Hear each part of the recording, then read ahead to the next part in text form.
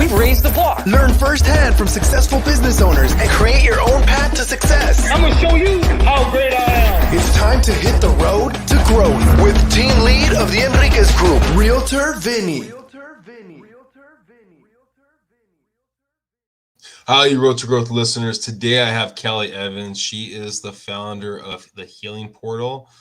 She's a spiritual coach, and she helps out with Reiki, teaches about Reiki, probably a lot more stuff that I probably need to get in tune with so I can better educate you guys. But you know what? She's going to educate you and me on a little more about the Healing Portal. I appreciate you being here, Kelle. Why, thank you. Good afternoon. What a gorgeous day to be alive, huh? Oh, can't complain. I mean, someone probably has it worse than us, but you know, it's good where we have it. So tell us a little more. So you spiritual coaching, healing the mind, and then I guess with Reiki, you help more kind of with the body. Is that kind of like the idea of the whole package? So not quite. I like to treat the client as a holistic being. And in doing that, we have to address mind, body, spirit, energetics, and physical. So I started out as a massage therapist many years ago, 2003. And I discovered that, quickly I was guided to or led to more opportunities to learn additional ways to help people. And I have since then discovered that I really think energy is the way to go, because I have seen time and time again on a personal level that a lot of the things that get in our way starts on a physical and on an energetic level and then moves on into a more denser way of intruding on our forward movement. So if we address on the energetic level, along with how it's showing up in your world, we have it's like a shotgun approach, kind of like. So I use herbs, I use homeopathics, I use flower essences, I use Reiki, which is an amazing healing ability. I'm certified in probably about 5 different energy techniques, including quantum energetic disciplines. So when you think about it, the more that the quantum physicists are finding out about how we move in this world and how we operate, it just makes sense that we would be able to address things on an energetic level for huge, huge success in terms of healing, moving stuckness, and getting out of your own way.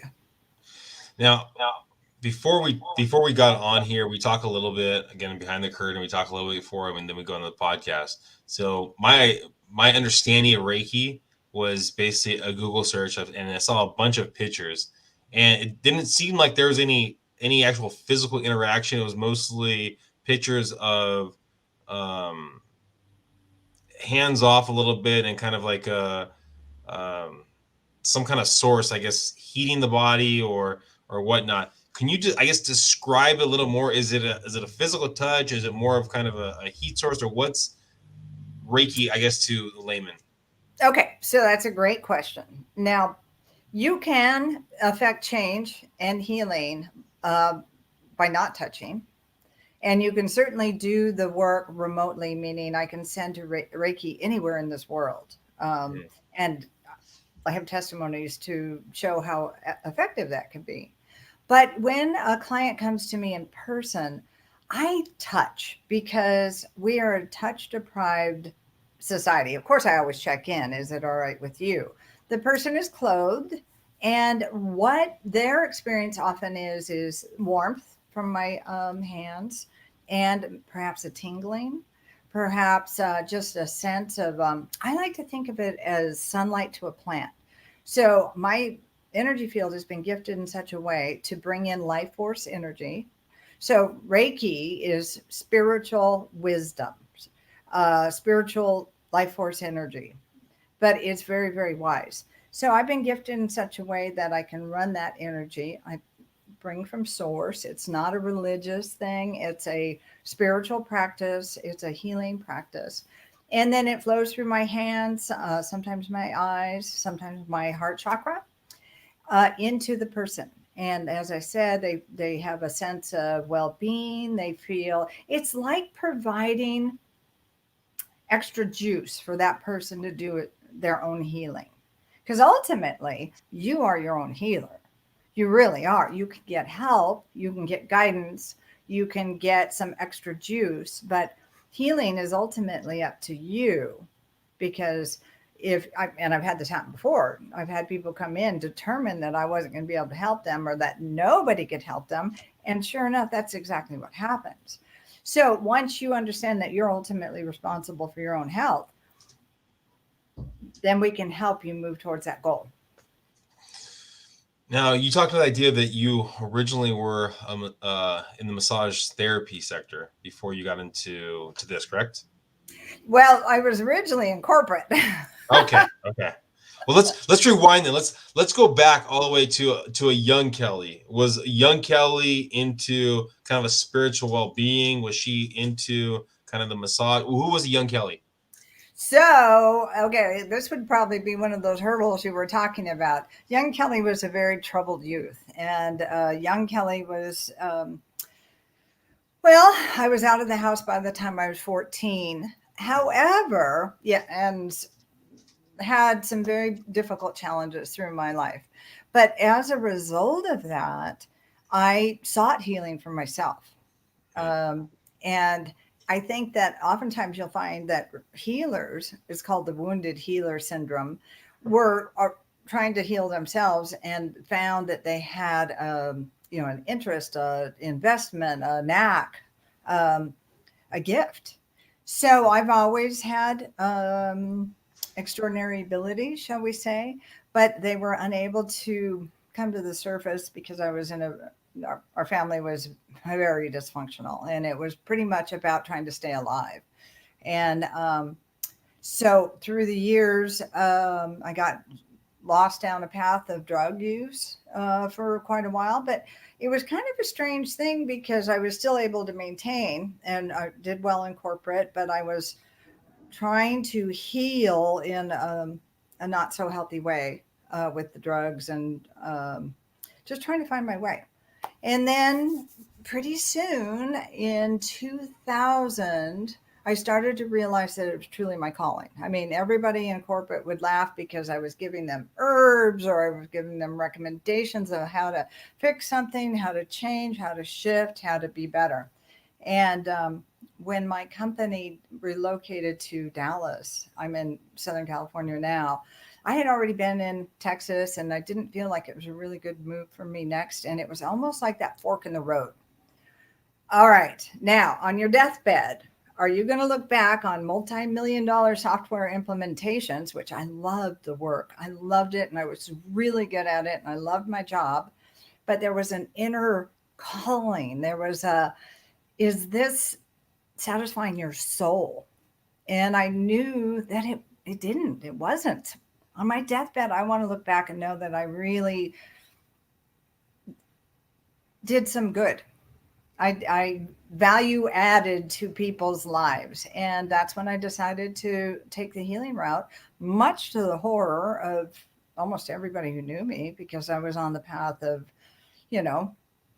management. But I knew that it wasn't going to ultimately satisfy my soul. So I started with massage, and then was quickly moved into the energy work because it was like, let's move through this now. Well, let's rewind a little bit. So you talked about age of 14, leaving the house, getting into drugs. Was it hard drugs? And what kind of drugs are you talking about? So I was shooting cocaine at one point. Now, I mean, I've heard with maybe not necessarily cocaine, but like mushrooms and those kind of avenues can be a good way of having your own spiritual journey. Absolutely. Was there anything that you were getting out of those highs that, I mean, it's a different high now, but I mean, is there anything that looking back on it that you were kind of going towards or glimpsing into what you feel now? Or is that way off, totally different spectrums? No, you are so right on track there. So this is, I started teaching teenagers not too long ago because I realized if I had found energy work or Reiki before I had found drugs, I would have saved myself about 10 years and a lot of money and a lot of brain cells, because it really is that very same euphoria. It's just amazing. So I've had a couple of classes of teens go through, and I feel confident that they are now armed and on their way to much greater heights than if they had maybe stumbled down the high school path into the possibility of drugs. So yes, you've got it nailed right there. It's a form of euphoria that can be achieved through a spiritual connection that people are probably seeking in drugs. Mm. Now, going back, I mean, and I think there's a lot that we kind of skipped over. When you're talking about the idea that you were shooting up cocaine, yet you made it to the corporate world and moving up the ranks there, and now starting your own business. There's usually either a mentor or a really low moment that pushes you and says, either I'm going to go farther up or I'm going to go straight down. Was there a moment like that that pushed you into the path to corporate world and the path to where you are, or what happened there? So, that's a good question. So, in terms of getting off of the drugs, there was simply a moment that I was done. And this is why I really have kind of a unique approach to, if people are having substance abuse problems, is not necessarily my target audience, because what I have learned is it's called the principle of readiness. Until you're ready to be done, you can pay for all the rehabs that you want, but that's it. You have to be mentally and ready to be done. I just woke up one morning, I was done. I Oh was wow. I was low. I didn't want to be any lower. I didn't like who I was, and that was it. I was done. I got after work support in terms of drug support, but I continued working, and they were pretty amazed that I was able to get off of the needle by myself, and I did. It took me a little bit longer to get off of the snorting and the smoking, but I did. And then the fork in the road in terms of moving fully into being a healing practitioner came when I was offered a reload to Texas. That was kind of the come to mama moment. Was like, okay, now wait a minute, does this fill my soul? Hmm. You know, and as I said, I loved my job. I was great at it, and I knew ultimately that it checked all the boxes except for the soul one. Hmm. Was there ever any moment? I mean, when you look at some people have imposter syndrome, right? Where they're Yeah, going what? imposter syndrome, where they're saying, why are these people listening to me? I mean, being that you came through something very traumatic and now you're helping other people and bringing them to the next level, do you ever question of why they listen to me? Or was there ever a time when that happened? Or was it, what, I've earned the ability to help these people? I think I understand what you're saying, and probably in the beginning, I felt a little bit of that, because I was still healing. I'm still healing. Yeah. I think you heal until the moment you leave this planet. I mean, that's Mhm. kind of the whole plan, I think. Otherwise, it's like a shark. If you stay still, you die. Um, I think probably in the beginning, but now I have had enough feedback from people. I feel confident in my abilities to affect change. And Mhm. honestly, I have earned my stars. There's not almost anything that walk in that door that I can't relate to or haven't done, or whatever it is. But what I do have is immense amount of compassion, and I'm quite skilled in being able to help people move through stuckness. That's what brings people to me. They're Mhm. stuck. They're stuck in their career, their relationship, their health, their spiritual path. And oftentimes, what I discover is the people who've been on the planet a little bit longer, say 40 and above, maybe, they usually take something happening in their life to realize, oh, wait a minute, my life isn't working. It's not flowing. Something's not working. And it's usually a divorce. Oftentimes, it's a really nasty physical condition. But I'm noticing that the younger people are more in tune, and they're just recognizing, I don't know exactly what it is, but I feel stuck. And it's fascinating to me because they are, you know, being able to miss a lot of painful stuff and get redirected into a healthier place. So I find that hopeful. It feels like we're evolving to some degree with a higher level of frequency, vibration, maybe even cellular structure. On some level, I think we're moving from ultimately, not tomorrow, but Homo sapien to Homo luminous. And what that means is holding more light, being maybe not in a 3D dimension, maybe 4, maybe 5, but we're bringing in more light so that we can be a higher vibration. Because what's happening on this planet right now isn't sustainable. We need to be less dense, less obtuse. We need to be more in tune with the world around us. It's a symbiotic relationship, and we've not been treating it that way. I guess going back to your idea of to this day now, more of I guess a younger generation is more open or enlightened to the idea. Is that kind of what you're portraying in with regards to what you teach with your spiritual awakening and things like that? Is that kind of the idea? Yes. So, and then keep in mind, there's a, artificial filter on this in the sense that I see who comes in through my door. So they're already, attracted for some reason, something resonates for them.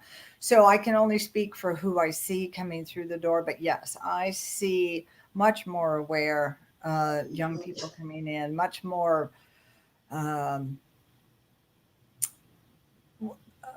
already wanting to be good people and do what's right and do what it takes to be in a better healing state. Well, I mean, I would think, and I could be totally wrong. I mean, if I talk to one of my sisters, I have a couple sisters, and one of my sisters is fully on board with all this and knows a lot more than I do. But if I talk to my grandfather if he was still living, he would say this is hogwash, right? I mean, and I think that it's I don't know if the same generation or younger generation 20 years ago maybe would be as enlightened, I guess, compared to the generation of the day. What do you think that's due to? Is it more information out there? Is it, I mean, where do you think that I guess enlightenment comes from, or the openness of that comes from? Well, social media for one, definitely. Okay. I mean, we'll have a run on a certain gem like carnelian or something like that, and what I'll discover is something's happened on TikTok. It just cracks me up. But Instagram is, just proliferates, right? So with the advent of the social medias, people are catching fire to, I call it the flavor of the day. But in this case, the spiritual expansion has really weathered the storm in terms of years and years. When I first started doing Reiki back in 2003, people had never heard of it. And they were like, oh, what is that? But if I would do a tiny bit of Reiki at the end of a massage, they would have been relaxed through the massage, but then they were out, drooling out, relaxed. And that's the goal. We want, not the drooling part, but we want them to be from sympathetic, which is flight or fight, to parasympathetic, which is rest and digest. And, more and more, we don't get the message that says that we're safe, throughout our regular life. So we have to seek it out. Let's see. I'm sorry. I'm getting a little bit lost. What was your question again? What do you put as the reason why a younger generation or generation in general is becoming more enlightened by this stuff? Yeah. So it just seems to be popular. I see it everywhere. I see it on Instagram. I see it on Facebook. I see, people seeking tools, crystal tools, meditation, yoga. Yoga has really ushered in quite a bit of awareness because it starts to bring people back into their body, whereas we have a tendency to be almost anywhere but in our body. because we're in flight or fight. So it's really hard to be fully present. So there's just been a series of flavors of the day, so to speak, or societal interests that have created, a shift in that direction. I mean, I would think, I think more people are probably open to the idea of this, right? Because you're saying social media, but then there's probably even outliers of the people that are negative to this topic. Does that ever happen to you when you put stuff on social media, or is it usually a friendly faces, friendly people around it? Because I mean, I had a vegan YouTuber on here, Uh-huh. and you would think it's vegan, it's my life, my choice, whatever, right?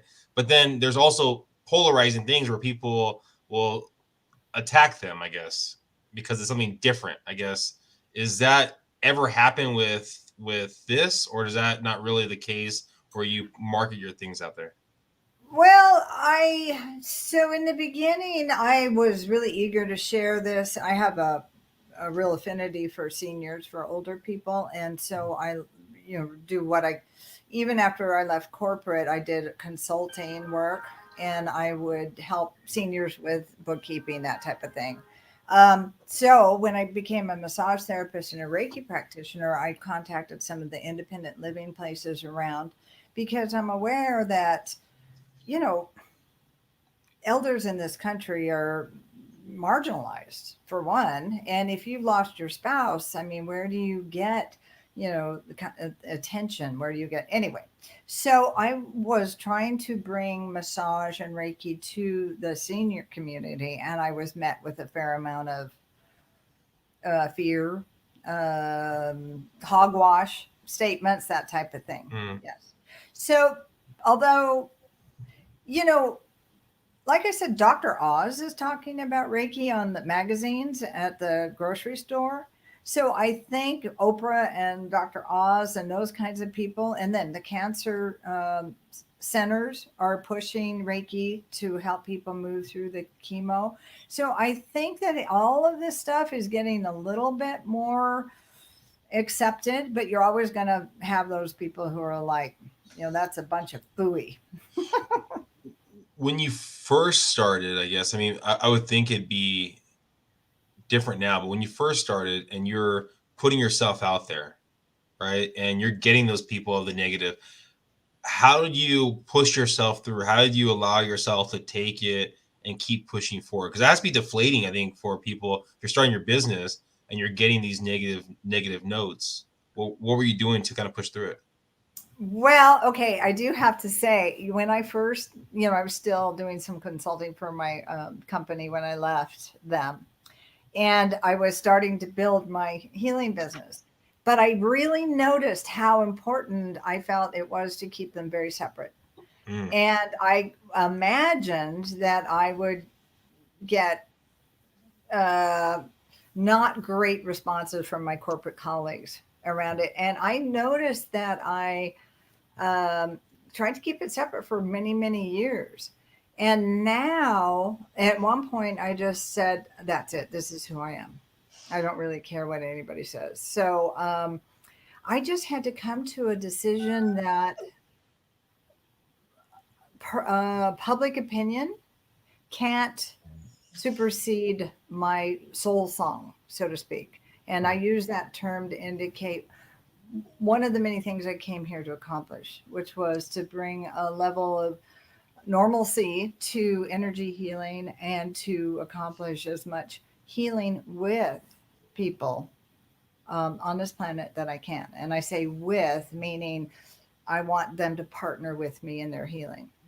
I don't want to be their magic fairy godmother because I'm Where, not. where did that strength come from? I mean, was it internal? Was it a mentor? Was it family, friends? I mean, where was? It was a lot of personal growth. It was a lot Okay. of personal work on myself because if I couldn't pull that up out of my gut, I couldn't walk the talk. You know what I Mhm. mean? So I had to be all in here, and that took a tremendous amount of work because just my childhood had left me in a pretty fragmented state in terms of my self-worth and my confidence. And it's hard work. It was very hard work, but it was important for me to be authentic in how I felt about things. And when I finally turned off the corporate profile and just shined as is, it was such a relief. I couldn't believe how much weight I carried trying to be two different lives, two different people, you know? Um, so it was hard work. Did you feel a difference with your business when you were able to take on that power and allow the two worlds to mend together? Absolutely. It was like I unkinked the hose. Things began flowing much more readily. And it was because I wasn't conflicted, right? I'm co creating with the universe in every moment around my life. And because of my conflict, I was cutting off the flow of the universe to me. And once I just, here I am, folks, this is what I do. And I believe powerfully and strongly in what I do. The universe is like, okay, let's get this show on the road. If let's say we were talking in 5 years from now, Kelly, where do you plan to be, and where do you plan to have your brand be at that point? So this year I'm hoping I provide Reiki infused, which is healing in itself, jewelry and crystals and spiritual tools. So I hope to have a online empire in 5 years. I hope to have retreat centers here in this country and in Brazil and hopefully in Portugal. And those would be complete wellness centers. That would be the whole shebang. That would be vegan, dare I say, vegan foods, yoga, teaching Reiki, teaching how to consciously create your ... your relationships, your career, your financial abundance, your personal growth, whatever that may be. And I would really like to be traveling and teaching and speaking. So that's my vision for 5 years. And let's face it, I'm sort of on the short plan these days because it took me a little while to roll on up to this place. So I anticipate things to move quite quickly and with ease and grace. That's my goal. Well, talking about it took you a little while to get to this point. If you could give any advice to maybe your younger self that was going through all that heartache and issues, is there any advice you would give to that person? So, yes, and that is follow your joy, because I spent and wasted a lot of time looking outside of myself for indications of how am I doing? Is this right? Is this how I should do it? Is this where I should go?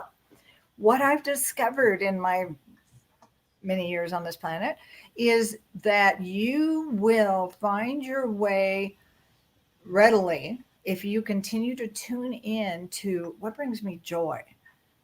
And that means even if it is contra-intuitive to anything else, like leaving a really good paying job at corporate and starting your own healing business, even if it means that, follow your joy. What brings you joy? I love helping people. I love people coming back and saying, oh my gosh, that blah blah blah you told me to do really made a difference, and thank you.